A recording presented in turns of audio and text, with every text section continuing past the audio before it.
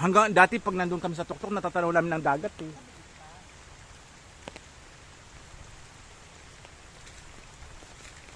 Yung pa isa oh. Yan, may dalawa pa.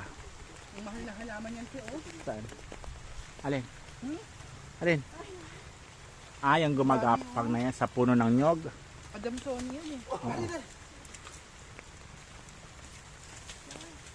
Oo, sa Manila ang mamahal niya, no? Ang mahal niya naman yung Adamson yan eh. Dead na dito. Dahil nakahayakap sa puno ng nyog.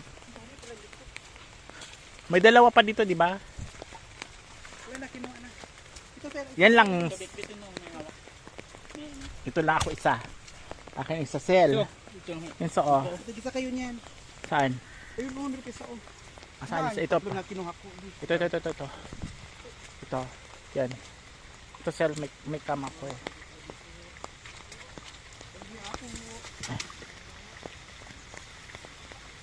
Pahingi nga ako ng buko.